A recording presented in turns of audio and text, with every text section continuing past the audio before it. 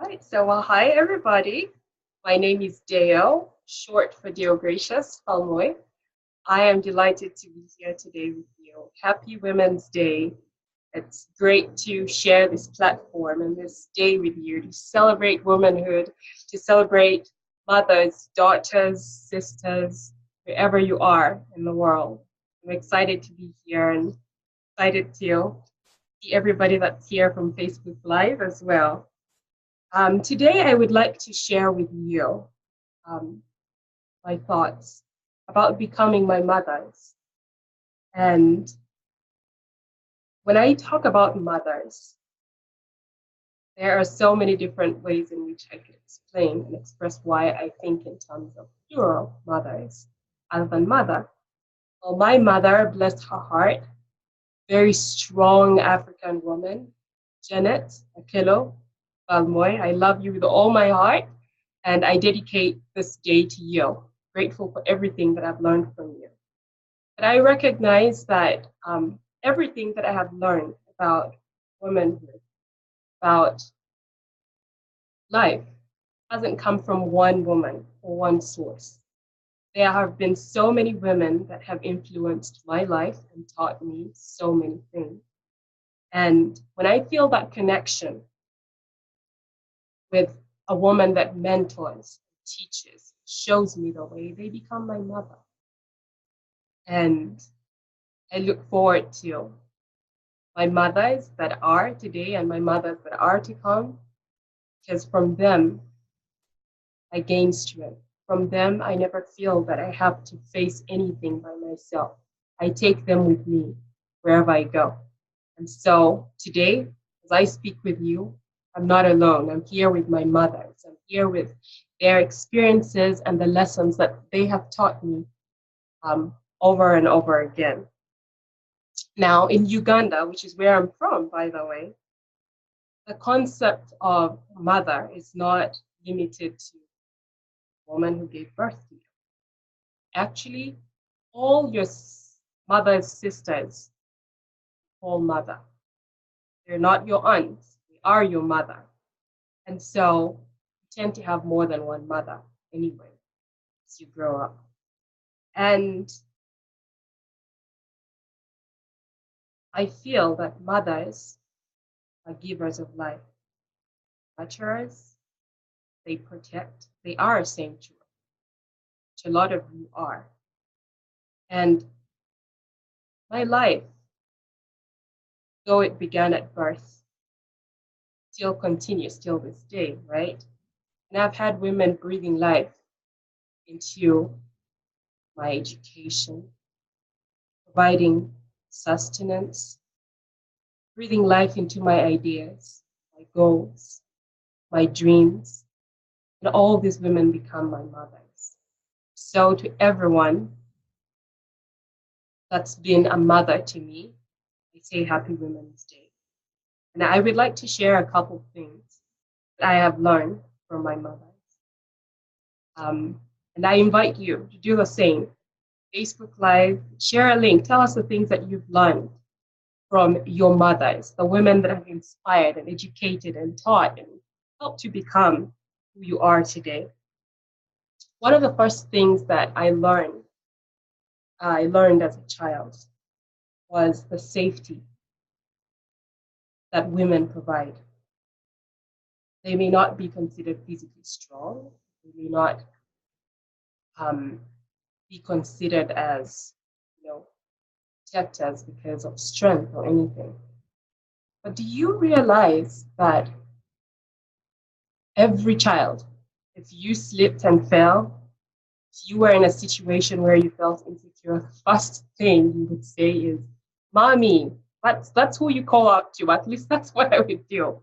I would call out to my mom, even when I knew she wasn't there, because I felt, that's where I needed help. I needed someone to feel safe and protected. So one of the things that my dear mother taught me was that in a situation where you are lost, feel unsafe, don't know what to do, if you can identify a crowd of people, and in that crowd, if you can identify a mother, Go to a mother and you will find a way back home. Go to a mother and you will be safe.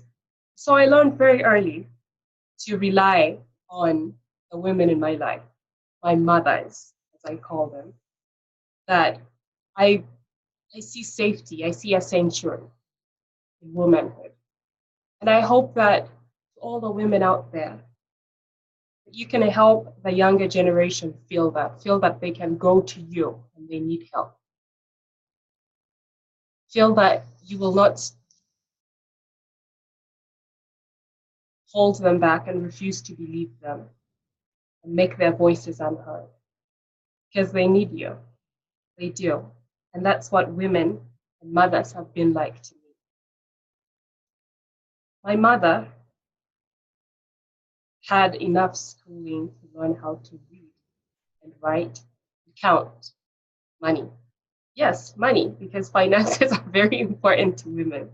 She did not have the chance at an education like I did, but something that became so important and vital to my mother was that I could provide my daughters with an education, then they would have endless options in life. And that's what she wanted for all of us. She often said something that I always remember. She often said that when you are a mother, when you are a woman, your mind is like a clock. It works constantly. It constantly ticks because you need to be providing solutions. You need to be thinking ahead of time. And she placed value in education. She taught me that the more I learn, the more doors will open, and that I can learn anything I want to. Like, it's the same for all the women out there. Do not limit yourself. You can learn anything that you want to. It doesn't matter how old you are. It doesn't matter where you are at in life. If you have a desire to learn, you can learn anything you want. And the more you learn, the more doors will be opened for you. Something that I've also learned from my mothers is that I'm very lucky to have been born today in this time. I'm pretty sure lots of you have your mothers remind you what life was like 50, 60 years ago, the opportunities they didn't have. Well, my mother made sure to remind me of that every day. Okay, not every day, but often, reminding me of a time when they couldn't vote, reminding me of a time when she couldn't have a bank account without her husband's consent, time when she couldn't own a house of her own, time when education was limited to her. And she says, look, you are so lucky to be born in this time because you have everything. In the world, like they say, is your oyster. You can do anything you want to. And I feel lucky. I feel lucky to be born in this age and time. I feel lucky to be that girl that has opportunities all around her. And all I have to do is reach, take them, and make something out of my life and become useful to the people that are around me and be helpful in my community. I have also learned that you cannot limit your experience, the little bubble that you have in your own home. Moving to America has taught me so many things that I probably would never have opened my eyes to, thought about. There's an African saying that if you have only had food or eaten meals at your mother's house, you may think that your mother is the best cook. If you've been outside of your home, you begin to realize that there's more talent. There's better food out there than what you had in your own home. And I have learned through interacting with women from different places, my mothers from different parts of the world, that the world is a lot bigger and larger than we think. The world has so much to offer and so much to give, and the world needs us to do the best that we can. My mother also taught me, or my mothers, because some of these things I didn't learn from one person, to be deliberate in my choice of company. A woman that I love and look up to, called Carol Mutoko. She's from Kenya. A wonderful woman. She always says that if you're not at the table, you're on the menu. I like that. It's an interesting way to put things to perspective. And she says, the choices that you make, be deliberate about them. Do not be apologetic about the decisions you make in terms of who inspires you, in terms of who you choose to learn from, in terms of who your friends are. And I've benefited a lot from women such as Carmel Larson, women such as Paula Fellingham. I can't mention all the names of those women that have inspired me. Every contact I've had with these women has opened my eyes to new ideas, opened my eyes to a larger world that's just waiting for me to discover and rediscover. I would like to also share with you a quote. One of my favorite quotes is from Prince Harry. And this is what he had to say about women and womanhood. He said, when women are empowered, they measurably improve the lives of everyone around them, their families, their communities, and their countries. Of course, I'm not trying to underestimate the role that men play. But hey, this is Women's Day, so let's focus on the women for a change, right? And I'm grateful for all those men that cheer us on, get out of our way on occasion to let us shine, let us do the things that we would love to do to serve our communities. So it's one thing, though, that every woman has. Occasionally, we take it for granted. I would call that the sixth sense. Some of you call that intuition. You can describe it. But that's one gift that I would dare say every woman has. It's that inner voice, that still voice that whispers and tells you things. I have had to learn from my mother, specifically my mother, to listen to my sixth sense when it kicks in. I'll share with you a story. When I was probably 20 years old, it was a Thursday in Uganda, and it was a market day. So I wanted to go out in the market, check out what was going on. And I remember distinctly my mother saying, don't go. You could do that next week. My thought was, I'm old enough. I can go anytime I want to. It's my desire. She said, I just have a feeling you shouldn't do it. And I brushed that aside. I said, no, I can't live my life off of your feelings. All due respect, right? I went out anyway. And what happened that day taught me that the intuition of a mother is key in so many ways. That's the day that I got robbed. That's the day that my cell phone was stolen. I basically came back home miserable and wishing I had listened. And on that day, I realized that in whatever situation you may be in, and this is one of the things that I wish I had known or paid attention to when I was 15 or 14. But of course, who listens when they're 15, right? We don't. But I hope whoever is 15 right now can pay attention to that. That there are times when your intuition tells you either to not do something or to pay attention to something, you ignore it. But that is the one thing that might be the difference between your safety or not. It might be the one difference between your success or not. Carolyn Mutoko, again, I like to quote from her occasionally. She was then speaking about being safe, security, and how you have predators, people that seek to harm you, and how they identify you. So many ways for them to identify your weak points.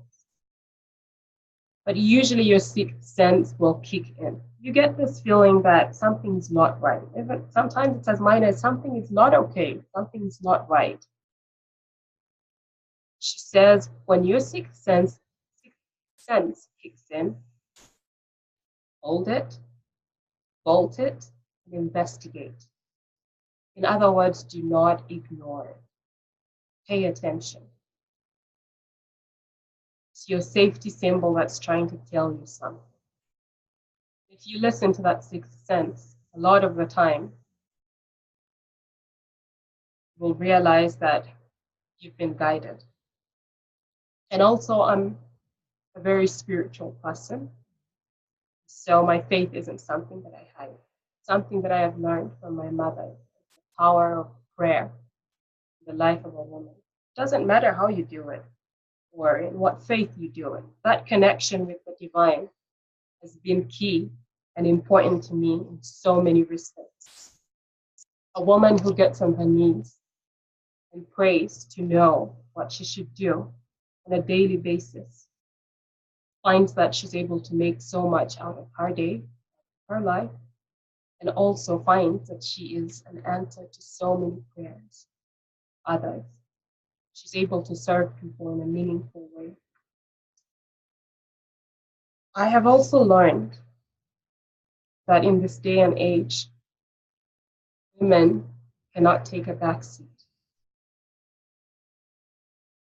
A long time ago, um, in the Luo culture, there was a respect that was given to women that they were the last line of defense. When something happened in a community and there was no solution, that's when they turned to mothers. That's when they turned to the woman and said, help, right? But I've realized now that gone are those days. Women have become the first line of defense. We can't afford to be the ones that do the damage control, which is what most times that's what we do. It's damage control. Something has already happened and mother must fix it, right? Because mother fixes everything. But today we are being called upon as women to step up and become fast responders, and in many occasions, preventers of tragedy. And why do I think that that's rightfully something that we should be doing? Hey, we've got the sixth sense. We have an intuition that usually tells us beforehand how to act and what we should do. If we choose to pay attention to that, if we act first in every kind of situation, we save our children, we save our sisters, we save our daughters from unnecessary pain, unnecessary anguish and torture. And when called upon to do something, I have learned to be quick, not to tell myself, I'm only a woman, I don't think I can do this. Oh yes, I am a woman, and because I am, I can do it. That's what it means to be a woman. Yesterday, I talked to my sister, and she wanted to wish me Happy Mother's Day. And she sent me a message. Let me share that message with you today. She said, I look at you. I want you to take this message as me speaking to you, because I felt that message was something that every woman is as we celebrate today. She said, I look at you, and I'm very proud of you. After so many battles and challenges you faced, some lost, some defeated, but you have triumphed in so many ways. I believe that you are a great warrior, homekeeper, peacemaker. You stand with great faith, and no one can bring you down, because it is God sustains you, my warrior women. I loved that. That if we stand in faith, in prayer, God sustains us, because the role of a woman in the world today is a work that no one else can take, work that no one else can do. And that makes you key, that makes you important. And because the work that you do is so important in today's world, it's sustained by God. So I feel strength when I think that way. I feel there's nothing I cannot do because I have that strength. Something else that I would also love to share with you is a story of learning to accept and own my story as a woman. I grew up in difficult circumstances as a child, not of my own making, but it was a time of civil war and strife. And as a result, I had some serious injuries my body that left very gruesome marks and scars. As a child, you don't think about those things. When you become a teenager, how you look becomes important to you, right? And I remember looking at myself and thinking, why did this have to happen to me? Why did my mother protect me? And I didn't just think it, I actually confronted her about it. And I asked her why. Why didn't you protect me from that? Why did this have to happen to me? And I remember her telling me the story, how brave it was. If it wasn't for her, I probably wouldn't be alive today. She told me, own your story, love your scars, because they tell your resilience, your strength, of all that you've overcome. They are stories and marks of your life. Did I understand that at that moment? No, but now I do. I've learned to embrace myself in all my imperfections, to embrace myself in all my failings, in all my physical imperfections, as you may put it. And I feel that's something that as women we struggle with at different points in our lives. They are flimsy things, they are unimportant things, and yet at the same time, they are the things that tear us apart because we compare ourselves in terms of what we look like, how we dress like, things that we own. And in effect, we put a glass ceiling as to how far the next woman can rise. But I have learned that if we can learn to help one another, and not pull each other down over things that most of the time, by the way, are unimportant, they are unnecessary. How I dress up, how I look has very little to do with the impact that you can have in the world, the impact that you can have on your family, on your neighbors. And so I say, help your sisters, stand with them. When I look at the women around me, I try to look for who would be my mother, who is my sister, who is my daughter in this situation. Because at the end of the day, we are one. At the end of the day, when we win, everyone wins. That's something that we call Ubuntu. Ubuntu is a concept that says, I am because we are. And I would honestly say that has been true for me. Everything that I am, everything that I have learned, because who you are, because of the light that you've shown and shared, with those that are around you. I'm happy and glad to be a woman. I'm grateful to have a day to celebrate with everybody else. And it looks like time is running out for us. So um, I would like to leave you with uh, my one message, that no matter how small you think your achievements are, even as small as waking up this morning, you have cause to celebrate, you have cause to be glad, because you just never know what your example, your words, your actions, and the things that you set your heart to doing are doing for someone else, inspiring somebody else. I say thank you to all those women that inspire me. You may know me, you may not know me, but in your blogs, in your posts, in your books, in your messages, I find strength. I learn from them. I embrace them because I know they come from a source, love. So I encourage all the women out there in your daily life, in your daily living. Don't be afraid to share your experiences and your lessons. Because at the end of the day, those lessons become ours. Those lessons help other women along their way. Thank you so much for sharing this time.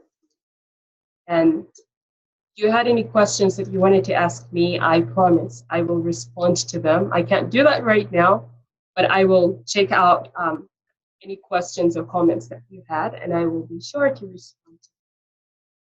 Happy Women's Day.